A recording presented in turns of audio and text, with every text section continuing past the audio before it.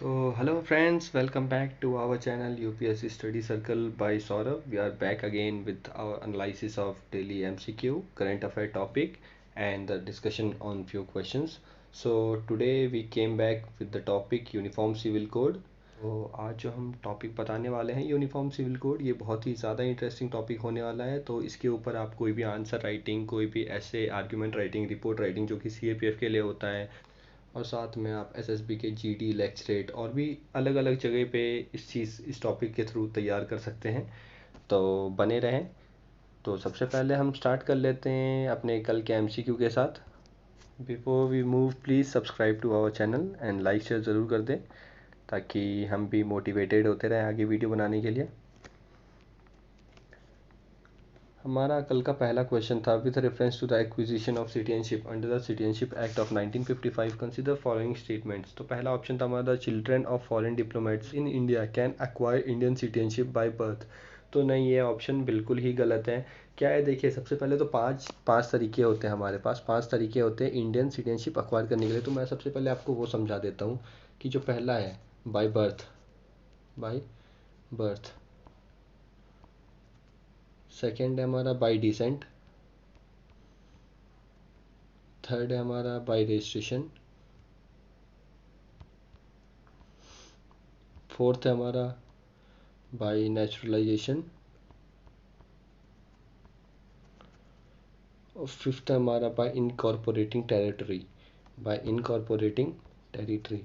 तो ये जो पांच पॉइंट्स हैं हमारे, तो इन पांच पॉइंट्स के बिहाफ पे हम इंडिया का सिटीजनशिप पा सकते हैं। तो जो सबसे पहला पॉइंट है बाय बर्थ, क्या है बेसिकली, अगर आप 1 जुलाई 1987, 1 जुलाई 1987 से पहले इंडिया के अंदर बर्थ हो चुके हैं, अगर आप 1 जुलाई 1987 से पहले इंडिया में बर्थ हुए हैं, इंडिया में जन्म लिया है आपने, तो ये ज़रूरी नहीं है कि आपके पेरेंट्स इंडिया में थे या नहीं थे, आपके पेरेंट्स इंडियन ओरिजिन के थे या नहीं थे। अगर आपने 1 जुलाई 1987 से पहले इंडिया में जन्म लिया है तो आपको इंडिया की सिटीजनशिप मिल जाएगी।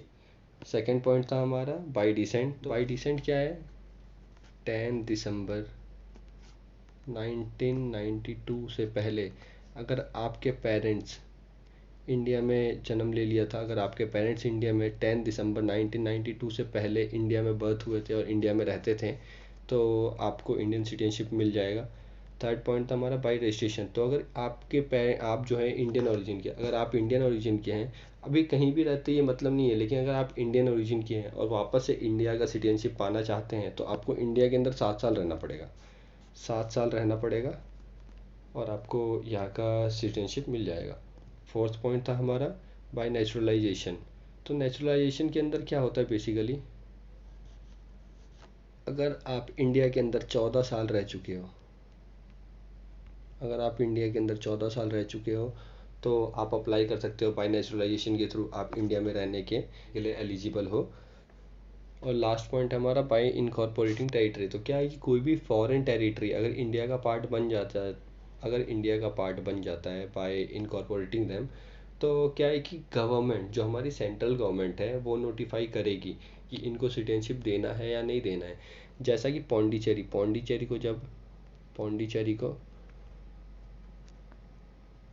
1962 में जब अक्वायर किया गया था, तो सेंट्रल गवर्नमेंट ने ये साफ साफ नोटिफिकेशन दिया था, साफ साफ ये नोटिफाई किया था कि इनको इंडिया की सिटीजनशिप दे दी जाए।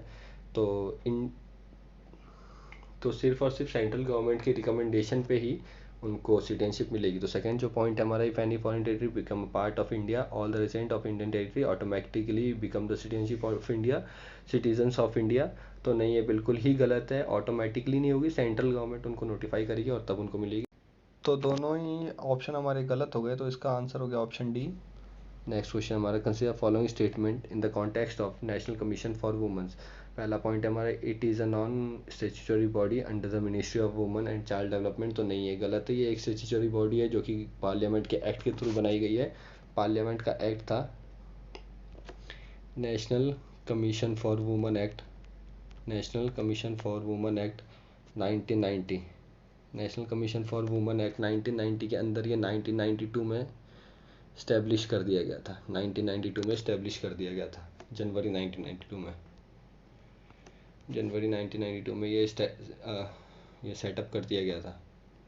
सेकंड पॉइंट है हमारा, only a woman can be chairperson of, नहीं नहीं ऐसा कुछ भी नहीं है, कोई ज़रूरी नहीं है ऐसा कि सिर्फ वुमन ही रहेगी। क्या है कि ये एक भ्रम हो गया है, क्योंकि देखिए जयंती पटनायक से लेके रेखा शर्मा, करंट में जो रेखा शर्मा है उन तक देख लीजिए सारी की सारी लेडीज़ ही इसकी चेयरमैन बनी है। तो लोगों को ये डाउट हो जाता है कि हो सकता है सिर्फ सिर्फ लेडीज़ ही बन सकते, सिर्फ वुमन्स ही बन सकते, नहीं भैया ऐसा कुछ भी नहीं है, ऐसा कुछ भी कहीं नहीं लिखा है। नेक्स्ट पॉइंट हमारा, it can fund the litigation involving issue affecting a larger body of woman, तो हाँ ये फंड करता है, तो ये सही हो जाएगा, ऑप्शन नंबर 3 सही हो जाएगा हमारा। तो 1 और 2 गलत था, तो इसका आंसर हो जाएगा बी। नेक्स्ट क्वेश्चन हमारा, consider following statement regarding article 13 of Indian constitution, the power of judicial review of supreme court and high court is derived from it, तो हाँ आर्टिकल 13 के अंदर ही सुप्रीम कोर्ट को और हाई कोर्ट को दोनों को पावर मिलती है। जैसा कि आर्टिकल 32 और आर्टिकल 226 सुप्रीम कोर्ट और हाई कोर्ट को ये पावर देता है कि अगर कोई भी चीज़ अगर बेसिक स्ट्रक्चर को वायोलेट कर रही हो तो वो उसको अनकॉन्स्टिट्यूशनल और वॉइड डिक्लेयर कर सकते हैं। नेक्स्ट पॉइंट है हमारा, article 13 exams all constitutional amendment act from judicial review, तो नहीं नहीं नहीं ऐसा नहीं है बिल्कुल भी। 1973 में जो केशवानंदन भारती केस हुआ था, केशवानंदन भारती केस जो हुआ था, इसके अंदर ये जुडिशियल रिव्यू के अंदर आ गया। इससे पहले नहीं था, ये जुडिशियल रिव्यू से बाहर था। कॉन्स्टिट्यूशनल अमेंडमेंट एक्ट जो भी होते थे वो जुडिशियल रिव्यू से पहले बाहर हुआ करता था। लेकिन 1973 में जैसे ही केशवानंदन भारती केस हुआ तो इसमें साफ साफ बोल दिया गया कि अगर कोई भी चीज़ बेसिक स्ट्रक्चर को वायलेट करती है तो वो अनकॉन्स्टिट्यूशनल और वॉइड हो जाएगी। नेक्स्ट क्वेश्चन है हमारा, आज का हमारा सेकंड लास्ट क्वेश्चन है, which of the following pair is are correctly matched. पहला ऑप्शन हमारा त्यानबन जापान, तो नहीं है, त्यानबन जो था वो रिसेंटली चाइना के द्वारा लॉन्च किया गया है। जो पहला ऑप्शन है हमारा चाइना के थ्रू लॉन्च किया गया है रिसेंटली, तो ये ऑप्शन गलत है। सेकंड पॉइंट है हमारा इनसाइट, चलिए मैं कुछ आपको इसके बारे में पॉइंट्स बता देता हूँ, बहुत ही इंटरेस्टिंग पॉइंट्स है ये, पॉइंट्स आपको बताना ज़रूरी है। क्या है कि यूएसएसआर ने सबसे पहले 1971 में, अगर मैं गलत नहीं हूँ तो 1971 में यूएसएसआर ने मार्स 3 लॉन्च कर दिया था। यूएसएसआर ने 1971 में मार्स 3 लॉन्च कर दिया था। और फिर उसके बाद और जो सेकेंड कंट्री थी मार्स पे पहुंचने वाली, वो थी यूएसए ने 1976 में कदम रख लिया था। सेकेंड पॉइंट है हमारा इनसाइट यूएसए, तो हाँ ये 2019 में इनसाइट जो है ये यूएसए का मिशन था जो कि मार्स पे लैंडिंग का था, तो ये इनसाइट यूएसए ने 2019 में भेजा था। एक और रिकॉर्ड है यूएसए के नाम, यूएसए ने आज तक सबसे ज़्यादा लॉन्च किए, टोटल 8 लॉन्च किए हैं, और जो लास्ट लॉन्च था वो 2019 का था मार्स मिशन का इनसाइट, तो ये भी बात ध्यान में रखें। और जो यूरोपियन स्पेस एजेंसीज है, हाँ उसका ही मिशन था मार्स एक्सप्रेस, तो ये बिल्कुल ही थर्ड पॉइंट बिल्कुल ही सही है, तो आंसर हो गया 2 एंड 3 ओनली। लास्ट क्वेश्चन है हमारा, consider following provision in DPSP. First है to secure opportunities for healthy development of children, तो हाँ ये आर्टिकल 39 के अंदर आता है। आप ये चीज़ें नोट करते हैं, ये बहुत ही इंपॉर्टेंट चीज़ें हैं। क्या है कि ये चीज़ें आपको ढूंढनी पड़ेंगी, बाहर ढूंढनी पड़ेंगी, उससे अच्छा अगर मैं वीडियो बता रहा हूँ, आप वीडियो देख रहे हैं, तो आप ये चीज़ें नोट करते चले आएँ, बहुत ही फ़ायदा होगा। ये क्वेश्चन कभी भी पूछा जा सकता है एग्जाम में। आर्टिकल 39 के अंदर जो पहला पॉइंट है हमारा, आर्टिकल 39 के अंदर ये मेंशन है, डीपीएसपी के आर्टिकल 39 के अंदर ये मेंशन है। सेकंड पॉइंट है to promote equal justice and provide free legal aid, तो हाँ ये आर्टिकल 39A के अंदर है। ये जो फ्री लीगल एड के बारे में ये आर्टिकल 39 के अंदर है। नेक्स्ट पॉइंट हमारा to minimize inequality in income, नहीं नहीं ये नहीं है इसके अंदर, नहीं ये नहीं है इसके अंदर।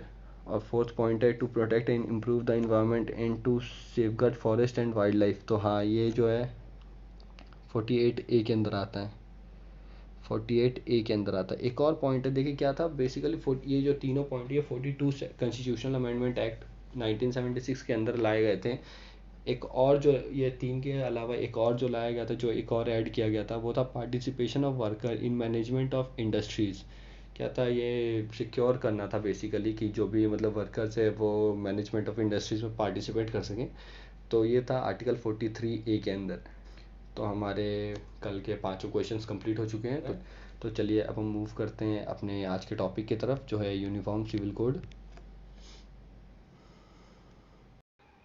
तो फ्रेंड्स, रिसेंटली एक पीआईएल फाइल हुई थी जिसमें कि जेंडर और रिलीजन न्यूट्रल यूसीसी अप्लाई करने की बात चल रही थी। जो भी सिटीजन्स ऑफ इंडिया हैं, बेसिकली ये सक्सेशन और इनहेरिटेंस की केस, मतलब किसी भी इंसान के डेथ के बाद उसके प्रॉपर्टी का वारिस या उसके प्रॉपर्टी का डिवीज़न किस तरीके से होगा, इसके लिए यूनिफॉर्मिटी लाने के लिए यूसीसी लगाने की बात की गई थी, ताकि एक जेंडर न्यूट्रल और रिलीजन न्यूट्रल ग्राउंड्स के तौर पर डिवीज़न प्रॉपर हो सके। ये बेसिकली यूसीसी है क्या? तो चलिए हम ये जानते हैं कि आखिर ये यूसीसी है क्या। तो एक एग्जांपल से मैं बताऊंगा। जैसे अभी अगर आप 3-4 भाई बहन हैं, तो आपके मम्मी पापा आपको अभी कोरोना वायरस कोविड के टाइम पे क्या बोलते कि बेटा बेटी आप अभी घर से बाहर नहीं जाओगे। ये सभी के पेरेंट्स बोलते हैं आज के टाइम पे। तो ये जो एक लॉ है ये इक्वली डिस्ट्रीब्यूटेड है, हर किसी पे सेम लॉ अप्लाई होता है कि ना चाहे बेटा हो चाहे बेटी हो कोई भी बाहर नहीं जाएगा। उसी तरीके से ये यूसीसी, ये जो है देश में चाहे कोई भी किसी भी धर्म, किसी भी रिलीजन, किसी भी कास्ट, किसी भी सेक्स का हो, कोई फ़र्क नहीं पड़ता, लेकिन सभी के ऊपर एक इक्वल यूनिफॉर्मिटी बनाने के लिए ये यूसीसी बेसिकली बनाई गई है। ये आर्टिकल 44 के अंदर है। ये जो यूसीसी है, यूनिफॉर्म सिविल कोड, ये आर्टिकल 44 ऑफ इंडियन कॉन्स्टिट्यूशन के आता है, जो कि डीपीएसपी के अंडर है। ये डीपीएसपी बेसिकली नॉन जस्टिसेबल है, कि आप किसी भी कोर्ट में जाके अगर डीपीएसपी आपका पूरा नहीं हो रहा तो आप किसी भी कोर्ट में जाके इसके खिलाफ कोई कंप्लेन दर्ज नहीं कर सकते हो। कि हाँ, ये सेंट्रल गवर्नमेंट की और गवर्नमेंट की, ये सेंट्रल गवर्नमेंट का ये फ़र्ज़ बनता है कि किसी भी तरीके से ये प्रिंसिपल जो भी है उनको लेट डाउन करे, लेकिन ये कोई इन्फोर्सेबल नहीं है किसी के भी थ्रू। तो हमारे देश में जो गवर्नेंस है, जो भी पर्सनल लॉज हैं, उनको बेसिकली क्या किया, आज के टाइम पे क्या है, सेग्रीगेटेड है। जो भी हमारे लॉज है वो सेग्रीगेटेड है, अलग अलग। जैसे कि हिंदू के लिए अलग, मुस्लिम के लिए अलग, अलग अलग जैसे रिलीजन है, हर रिलीजन के लिए अलग अलग लॉज है। तो उसको एक करने के लिए तो ये बेसिकली जो गवर्न किए जाते हैं, marriage, divorce, custody of guardianship, adoption, maintenance, succession and inheritance, इन सब में गवर्न करते हैं। जैसे कि आप जानते हैं कि हिंदू पर्सनल लॉ है वो कोडिफाइड है। जैसे कि हिंदू मैरिज एक्ट है, हिंदू सक्सेशन एक्ट है, माइनॉरिटी एंड गार्जियनशिप एक्ट है, अडॉप्शन एंड मेंटेनेंस एक्ट है। ये क्या सारे के सारे कोडिफाइड लॉज हैं। लेकिन जो मुस्लिम के हैं, जो मतलब मुस्लिम के जो पर्सनल लॉज हैं, वो कोडिफाइड नहीं है, वो रिलीजन टेक्स्ट के ऊपर बेस्ड हैं, फुल्ली रिलीजन टेक्स्ट के ऊपर बेस्ड हैं। तो कहीं ना कहीं ये चीज़ें हैं, कहीं बहुत ज़्यादा प्रॉब्लम पैदा करती हैं। जैसा कि एक एग्जांपल दिया गया है कि नॉर्थ ईस्ट के अंदर 200 ट्राइब है, उससे 200 से ज़्यादा ट्राइब है, और हर किसी का अपना ही एक कस्टमरी लॉ है। तो ये चीज़ें सही नहीं है, हर जगह हर किसी के लिए अलग अलग लॉज, ये सही नहीं है। अभी गोवा जो है, गोवा एक और एग्जांपल है कि गोवा जो है अभी प्रेजेंट के टाइम पे सिर्फ और सिर्फ एक ऐसा स्टेट है जिसमें कि यूनिफॉर्म सिविल कोड है। लेकिन वहाँ पे भी, क्योंकि देखिए वहाँ पे बेसिकली पोर्चुगीज सिविल कोड जो कि 1867 का है, पोर्चुगीज सिविल कोड अभी भी इम्प्लीमेंटेड है। वो क्या सभी के लिए एक समान है, लेकिन एक वहाँ पे भी एक एक्सेप्शन है कि अगर हिंदू मैन है और उसकी बीवी 25 साल की हो गई है, अगर 25 साल की बीवी हो गई है और किसी भी कारण से वो डिलीवरी नहीं दे पा रही, किसी भी चाइल्ड की डिलीवरी नहीं दे पा रही है, तो वहाँ के जो मेल हैं उनको शादी करना अलाउड है किसी और लेडी से। और सेम लेडीज़ के लिए अप्लीकेबल है। अगर मेल है वो 30 प्लस हो गया है, 30 उसकी एज हो रखी, और मेल के 30 एज होने के बावजूद भी उनके बच्चे नहीं हो रहे हैं, तो ये वुमन को भी फ्रीडम है कि वो किसी और से शादी कर सकती है अपने पति के रहते हुए। तो चलिए अब हम बात करते हैं उनकी, जो कि यूसीसी के फेवर में और जो कि यूसीसी के अगेंस्ट में। तो सबसे पहला पॉइंट है simplify the Indian legal system. तो देखिए, ये बेसिकली जो लोग यूसीसी के सपोर्ट में, वो ये बोलते हैं कि जिस तरीके से आज के टाइम पे सेग्रीगेटेड है, सारे के सारे लॉज जो है हमारे सेग्रीगेटेड है। जैसे कि हिंदू कोड बिल है, शरीयत लॉ है, और जितने भी अदर हैं, जैसे कि अभी मैंने एग्जांपल दिया था आपको कि साउथ ईस्ट नॉर्थ ईस्ट में 200 से ज़्यादा ट्राइब्स और हर किसी के अलग अलग लॉज हैं। तो इन सभी को, ये जो सेग्रीगेटेड लॉज हैं, इन सभी को एक करने के लिए, सभी के ऊपर एक सेम लॉ अप्लाई करने के लिए काम आएगा।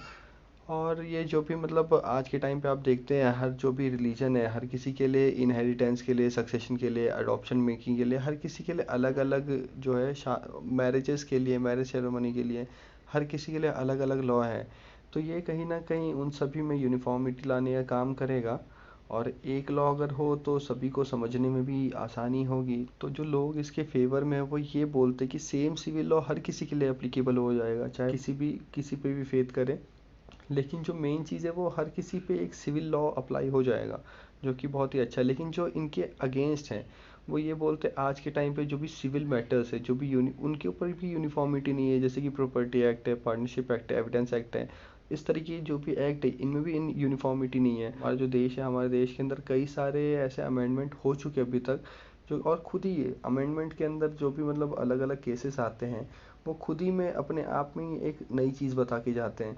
तो उनमें ही अपने आप में ही सुप्रीम कोर्ट और हाई कोर्ट जो डिसीजन देते हैं उनके अंदर ही इतनी सारी डाइवर्सिटी है।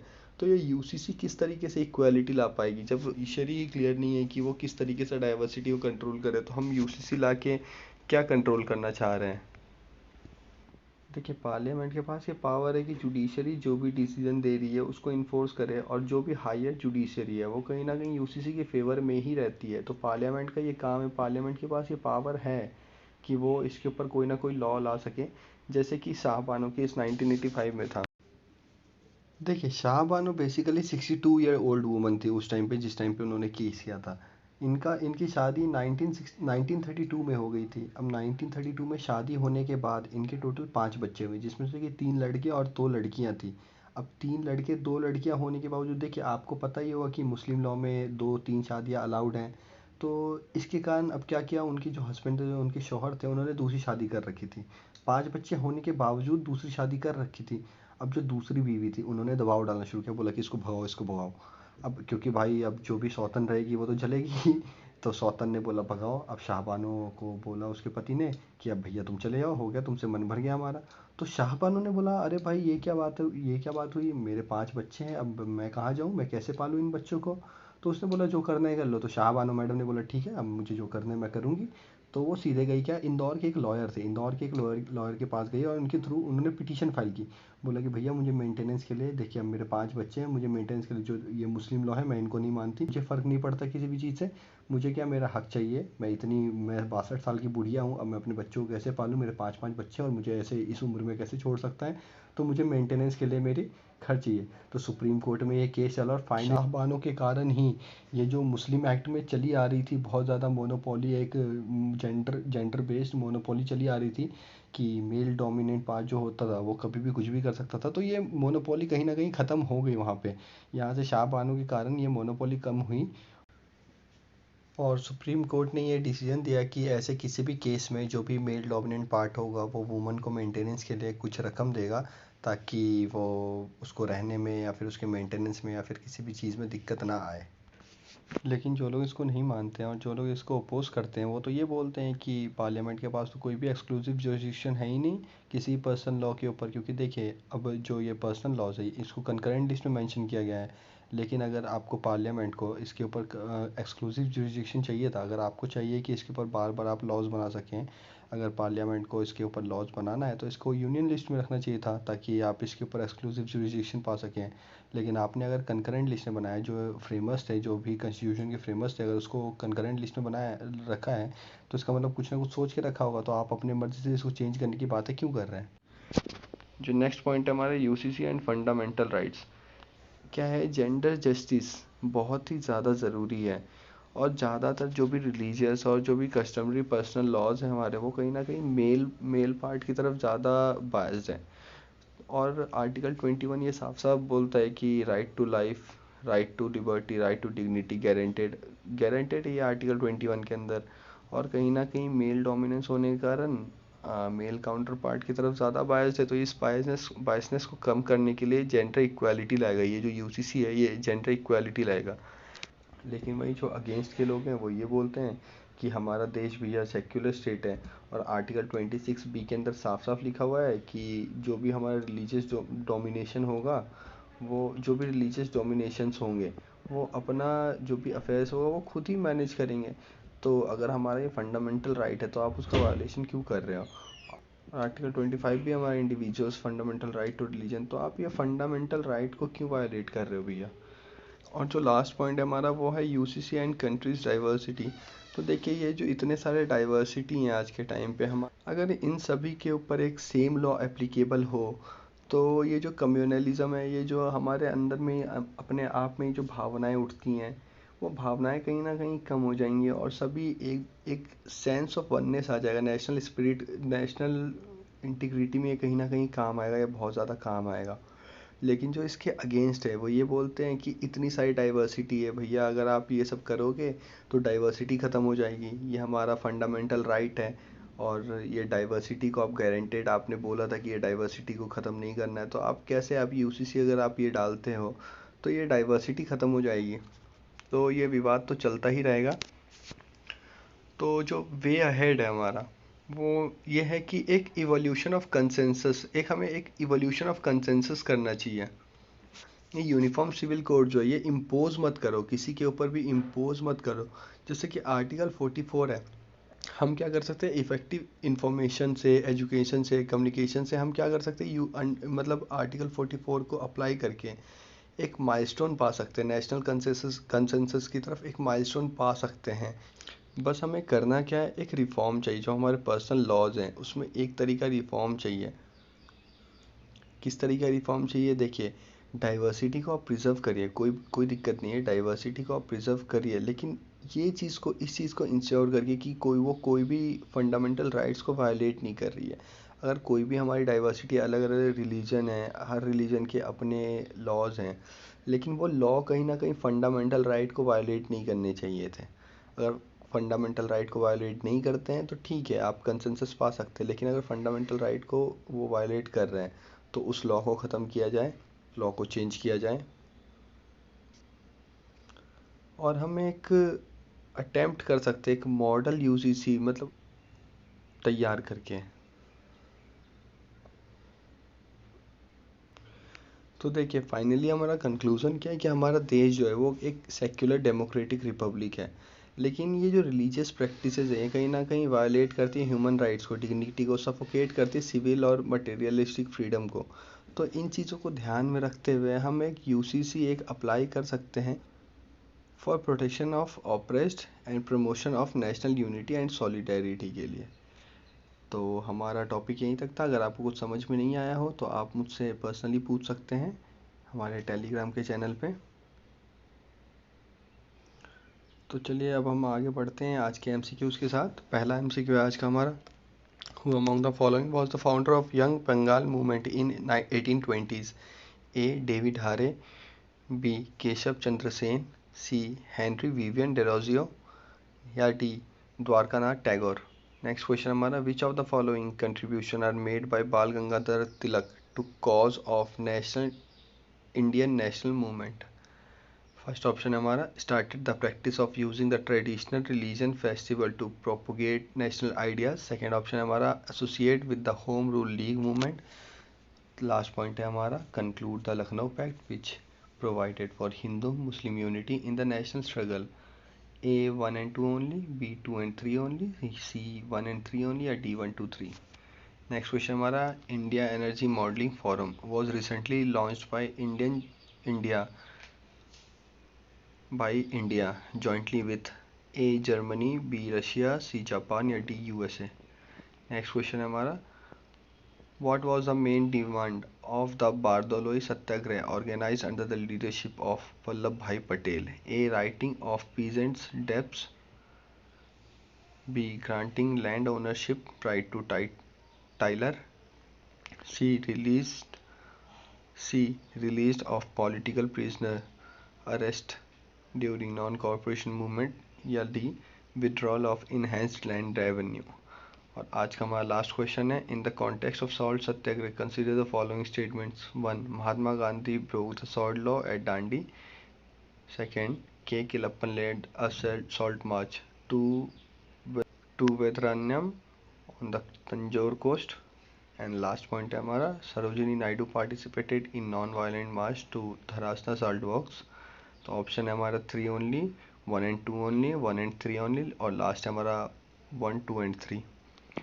तो आप इन सभी का आंसर कर सकते कमेंट बॉक्स में। जैसा कि हम आपके लिए डेली टॉपिक लेके आ रहे थे, लेकिन अब हम ट्यूसडे, थर्सडे एंड सैटरडे को आपके लिए टॉपिक लेके आएंगे। तो तब तक लिखते रहिए एंड डिस्क्रिप्शन बॉक्स में जाके हमारे टेलीग्राम चैनल को ज्वाइन कर सकते हैं, और वहाँ पे आप मुझसे डायरेक्टली पूछ सकते हैं क्वेश्चंस, और आप अपने आंसर्स भी सबमिट कर सकते हैं। मैं वहाँ पे चेक करूँगा आपके आंसर्स। तो thank you and have a nice day.